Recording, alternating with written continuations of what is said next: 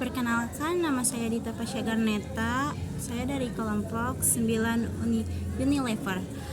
Saya akan follow up. Yang materi pertama itu bidang pekerjaan yang relevan.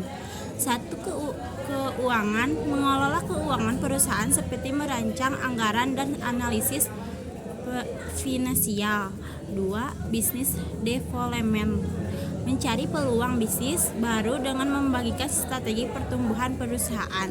Yang ketiga, bisnis sumber daya manusia, yaitu SDM, mengelola karyawan, rekrutmen dan pelatihan. Yang keempat, pemasaran, merancang dan melaksanakan strategi pemasaran untuk produk layanan. Profil lulusan S1 manajemen, kemampuan analisis, mampu menganalisis data dan informasi untuk mengambil keputusan yang tepat. Yang kedua itu kemampuan komunikasi, dapat menyampaikan ide informasi secara jelas dan efektif. Yang ketiga, kemampuan berkolaborasi, bekerja sama dengan tim atau pihak lain untuk mencapai tujuan yang bersama. Yang keempat, kemampuan beradaptasi, menyesuaikan diri dengan perubahan dan tantangan di lingkungan kerja. Keterampilan yang dibutuhkan, satu itu teknik, keterampilan spesifik yang diperlukan dalam bidang tertentu seperti analisis data, manajemen proyek, atau keuangan. Yang kedua itu soft skill, keterampilan interpersonal seperti komunikasi, kepemimpinan, dan bekerja tim. Pengembangan karir profesional, yang pertama adalah kursus sertifikasi, pengambilan kursus tambahan untuk mendapatkan sertifikasi yang meningkatkan kompetensi. Yang kedua, produk magang, mengikuti magang itu mendapatkan pengalaman praktis di industri. Yang ketiga, mentoring, mendapatkan bimbingan dari seorang mentor yang berpengalaman. Yang keempat, networking, membangun jaringan profesional dengan rekan kerja dengan kolega. Yang kelima itu pengambilan diri, terus berjalan mengembangkan keterampilan untuk tumbuhan dalam karir. Networking menjadi koneksi dan acara, menghindari acara industri untuk memperluas jaringan. Platform operasional, menggunakan platform seperti LinkedIn untuk membangun hubungan profesional.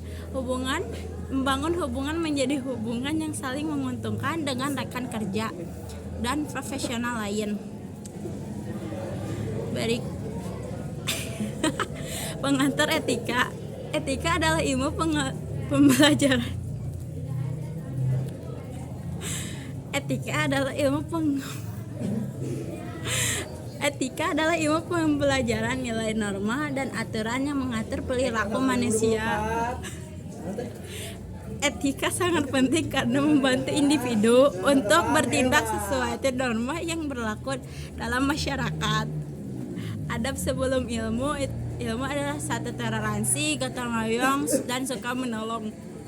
Sejarah etika zaman kuno, ketika berfokus dalam ajaran norma dan kebijakan dari sepertiga 2 abad pertengahan, ketika didominasi oleh jaringan agama dan teknologi. Zaman modern fokus pada rasionalisasi hasil manusia dan keadilan sosial. Konsep etika, normalitas itu prinsip-prinsip yang mengaturkan apa yang benar dengan salah. Keadilan perlaku yang adil dan serta terhadap semua orang. Tanggung jawab, kewajiban untuk bertanggung jawab atas tindakan yang diambil.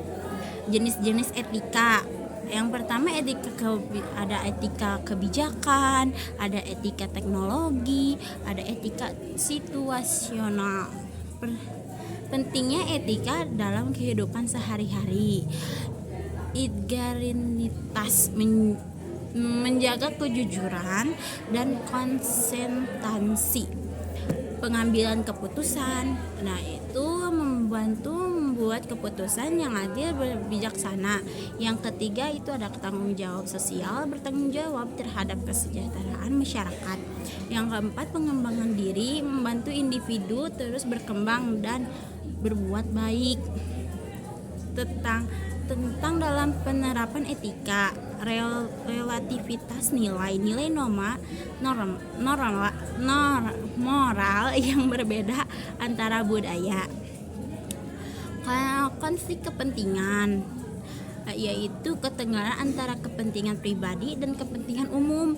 Yang ketiga ambiguitas situasi, ketidakjelasan dalam menempuh tindakan yang etika kampus nih. Yang pertama ada etika akademis, berkaitan dengan kejujuran, objektivitas dan tanggung jawab dalam kegiatan akademik. Etika non akademis, etika yang mengatur perilaku mahasiswa di luar kegiatan akademik. Prinsip-prinsip etika: kebebasan akademik, kebebasan dalam mengeksplorasi dan mengambilkan ilmu, otonomi keilmuan, kebebasan dalam mengolah dan menyiapkan pengetahuan. 3. Akuntabilitas, menurut prinsip dan bertanggung jawab dan tindakan akademik. Berikut terus ini memahami alur public speaking. Analisis kebutuhan audiens, memahami audiens untuk menyampaikan perasaan yang relevan bagi interaksi, mengelola interaksi dengan audiens untuk menjaga keterlibatan, menyusun materi yang menarik, struktur yang jelas, menyesuaikan materi dengan pembukaan, isi dan penutup yang strategis, konten yang relevan, menyiapkan informasi yang sesuai dengan kebutuhan audiens.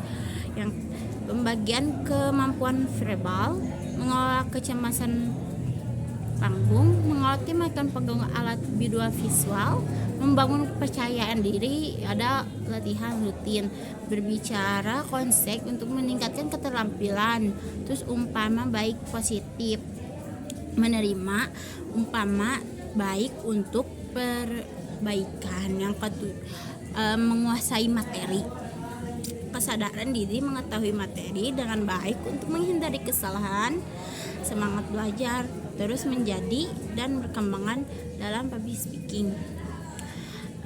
Terus bidang pekerjaan yang relevan, keuangan, pengelola keuangan perusahaan seperti perencanaan anggaran, analisis, business developer, sumber daya manusia, pemasaran, perencanaan dalam melaksanakan strategi pemasaran untuk produk layak minum. Lalu ada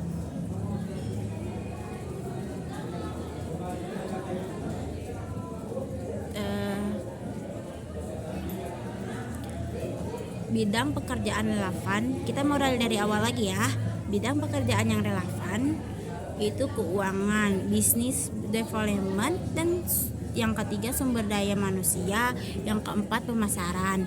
Profil lulusan S1 manajemen, kemampuan analisis, kemampuan komunikasi, kemampuan berelaborasi, kemampuan beradaptasi.